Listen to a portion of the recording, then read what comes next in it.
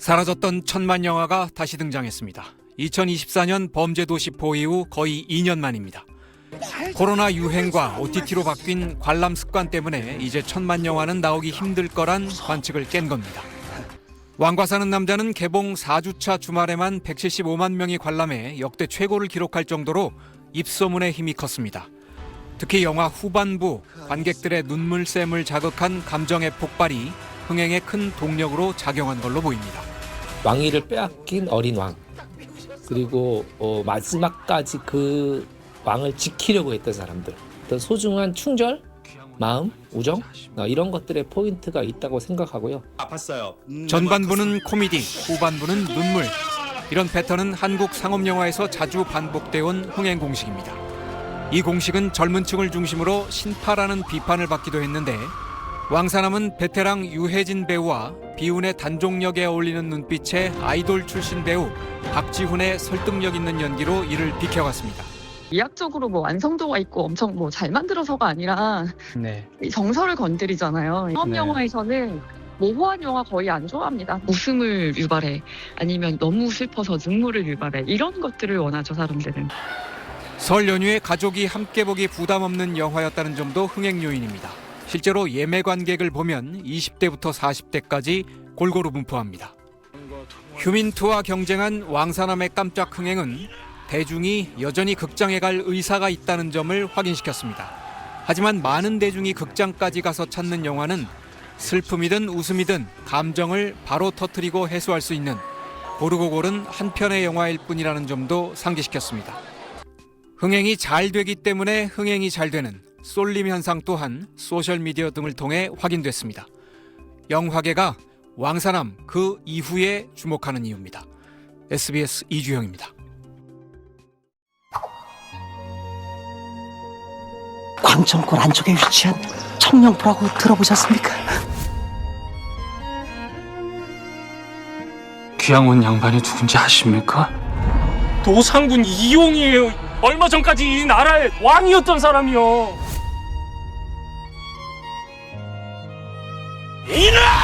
이놈이 감히 왕족을 능멸하는가?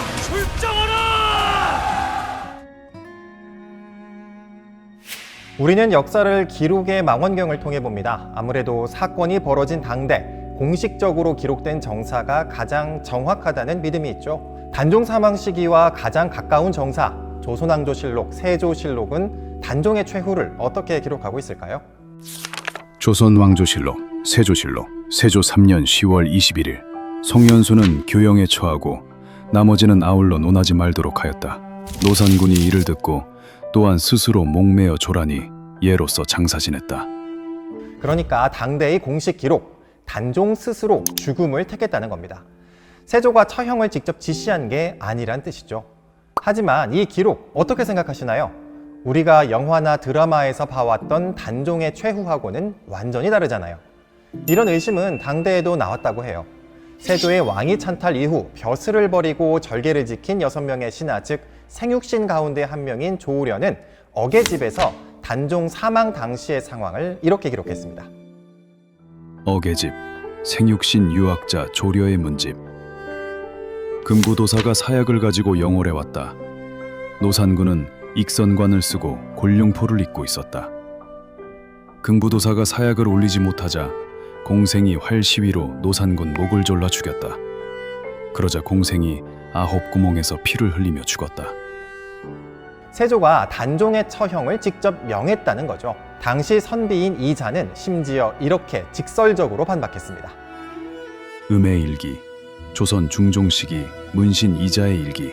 사기에 말하기를 노산이 영월에서 금성군 실패를 듣고 자진하였다 하였는데 이것은 당시 여우나 쥐 같은 놈들의 간악하고 아첨하는 붓장난이다. 그런데 조선 중기 들어 사림들의 정계 진출이 본격화되면서 분위기가 바뀌기 시작합니다. 사림들은 절의를 중요하게 여겼거든요.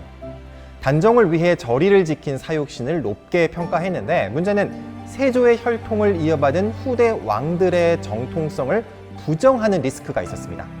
이걸 부정하는 건 연못제입니다. 선비들은 이 간극을 어떻게 극복했을까요? 조선왕조실록에 이런 기록이 있습니다. 조선왕조실록, 인종실록. 인종 1년 4월 9일 시간관 한 주가 아르기를 세조께서 사육신에 대해 위태롭고 의심스러울 때이므로 어쩔 수 없이 죄를 져 인심을 진정시켰을 뿐입니다. 그러므로 당대의 난신이 후세의 충신이라 하였으니 그러니까 세조 역시 사육신을 높게 평가했다. 다만 당시 상황상 불가피하게 처벌을 했을 뿐이라는 내용입니다.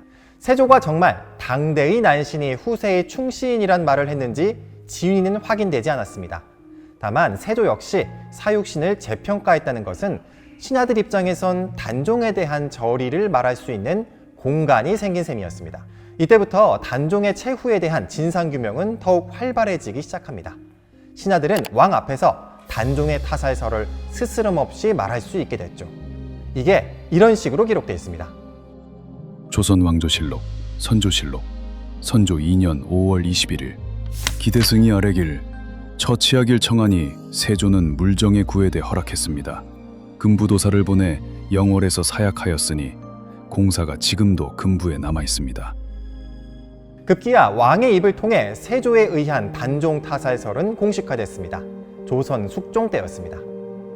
조선왕조실록, 숙종실록, 숙종 25년 1월 2일 상이 말하길 단종대왕이 영월에 피해 계실 때 그때 앞에서 늘 모시던 공생이 차마 하지 못할 일을 스스로 하겠다고 자청하고 나섰다 즉시 9구멍에 피를 쏟고 죽었다. 지금까지가 단종의 최후와 관련된 역사적 기록입니다. 단종 사망에 대한 첫 공식 기록은 자결이었지만 당대에도 이 기록에 대한 반박이 나왔습니다. 절의를 중요하게 여긴 사림들은 단종 사망의 직접적인 가해자가 세조라는 걸 입증하기 위해 했었습니다. 사림들이 정계 전면에 나서면서 단종 사망에 대한 진상규명 작업이 더욱 활발해지게 됐습니다. 단종이 세조에 의해 직접적으로 희생됐다는 타살 서사가 왕이 있는 정치 공간에서 직접 거론된 데 이어 결국 왕이 자신의 입으로 단종의 타살을 인정하는 흐름입니다. 단종 타살설이 왕에게 인정받기까지 꼬박 242년이 걸린 셈입니다.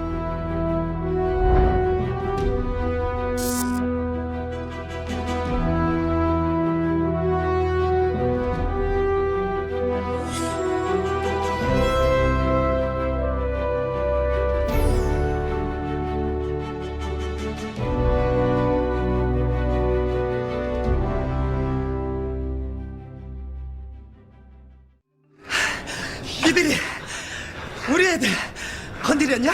양아치 인력의 이 단역 배우는 27년 후 대한민국 최정상급 영화 배우가 됩니다. 왕과 사는 남자 유해진의 데뷔 시절입니다. 우리 이제 끝났어. 우리 이대로 두는 거요? 지난 2005년 왕의 남자에서 조연 육가비로 이름을 제법 알리기 전까지 유해진은 오랫동안 단역과 조연을 오갔습니다. 그의 연기는 그때도 일품이었지만 그가 소위 원톱을 맡으리라고는 당시엔 누구도 생각하지 못했습니다. 하지만 오늘 우리는 그가 주연한 영화 왕과 사는 남자가 왕의 남자보다 빠르게 관객 900만 명을 돌파하는 것을 지켜보고 있습니다. 같이 참여해서 뭘 창조해낸다라는 그런 게 되게 좋았고, 그리고 더군다나 그러면서 제가 생활비도 벌 수 있다니, 그래서 참 영화가 너무 좋았어요. 영화 왕과 사는 남자의 흥행에 작품의 주요 배경이 된 단종의 유배지 강원도 영월 청령포에 관광객들이 모이면서 연일 북새통을 이루고 있습니다. 온라인 커뮤니티에선 영월 청령포로 향하는 방문객들이 길게 줄지어 늘어선 모습들이 확산했습니다. 66봉과 강으로 둘러싸인 지형 특성상 군에서 운영하는 도선을 타야만 입장이 가능한데 최근 승선을 위해 2시간 넘게 기다리는 사례가 늘고 있다는 겁니다. 주말 영월행 열차 좌석이 일찌감치 매진되는가 하면 청령포와 장릉일대 도로에선 차량 정체가 빚어지기도 했습니다. 영화의 여운을 다시 느끼기 위해 영월을 찾는 관광객들이 늘면서 청령포 관광객은 지난해 같은 기간보다 5배 증가한 것으로 나타났습니다. 관계당국도 관광지 위생점검에 나서는 등 관광 수요 폭증에 대응하기로 했습니다. 식품의약안전처는 내일부터 13일까지 영월군청과 함께 청령포 등 주변 관광지의 음식점 100여 곳에 대해 식중독 예방 수칙 및 가격 표시 준수 여부 등을 집중적으로 살피기로 했습니다. 영화 왕과 사는 남자는 폐위된 단종이 유배지 청령포에서 고을 촌장을 비롯한 마을 사람들과 인생의 마지막을 보내는 이야기를 그렸습니다.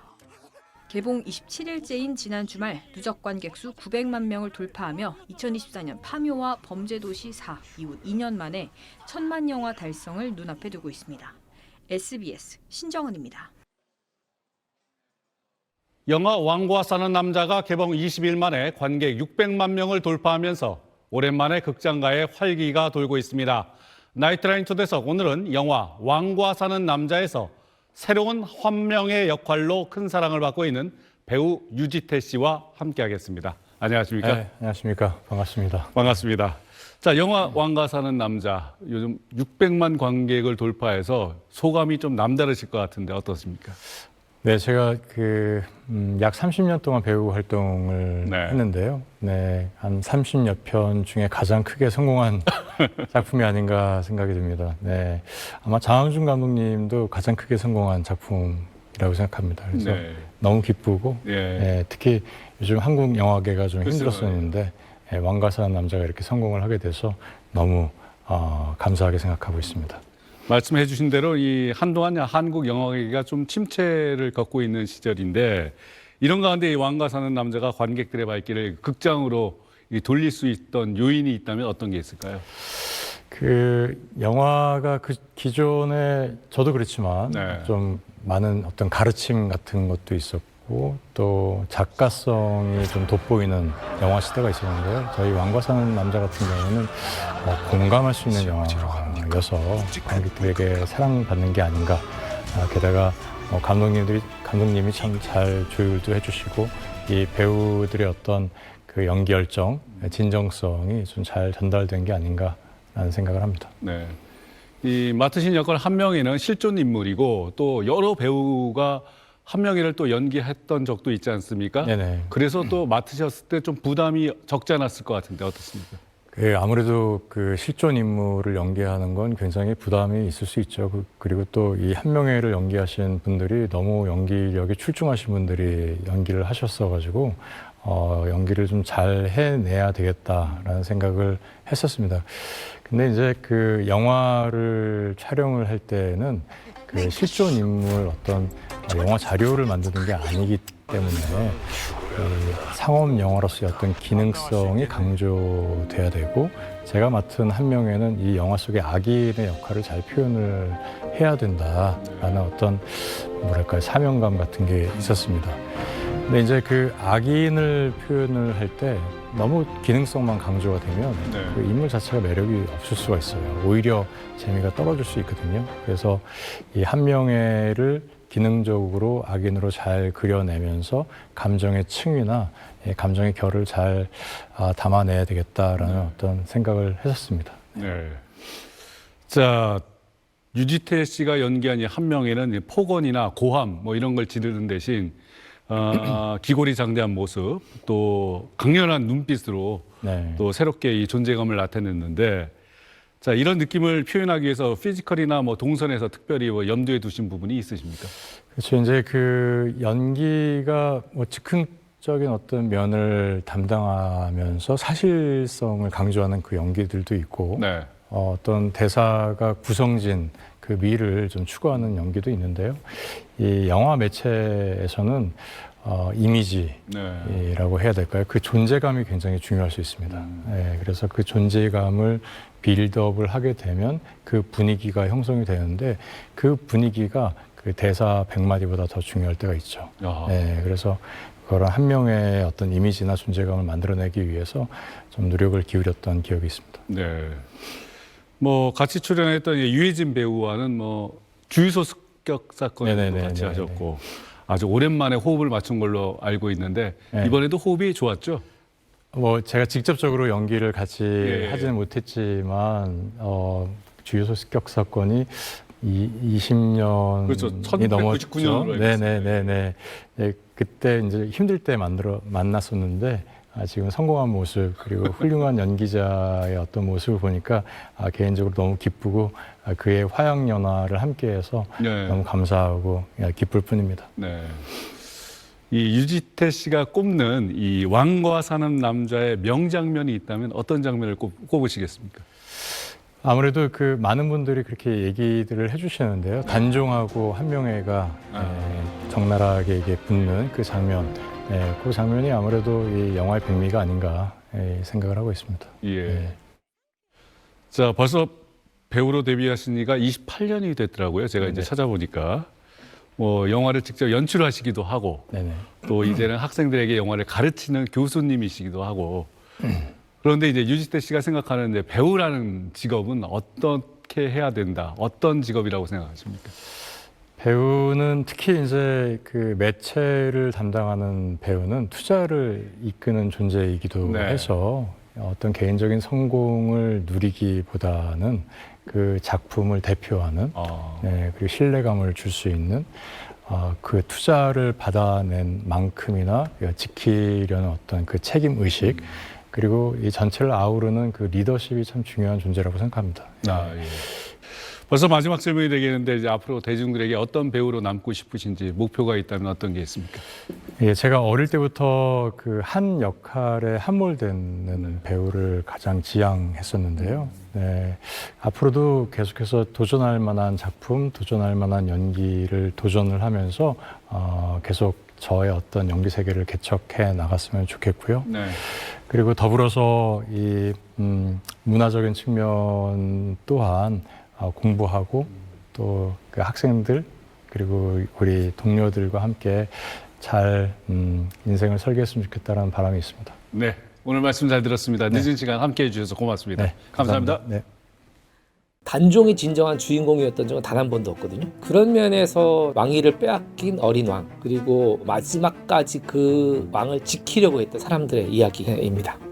개봉 5일 만에 100만 관객을 돌파하며 흥행을 이어가고 있는 영화 왕과 사는 남자.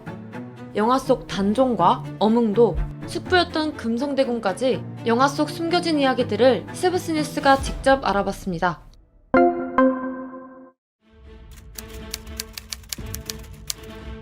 할아버지가 그 유명한 세종, 아버지는 엄친아 중 엄친아였다는 문종, 그리고 그 문종의 적장자, 바로 단종인데요.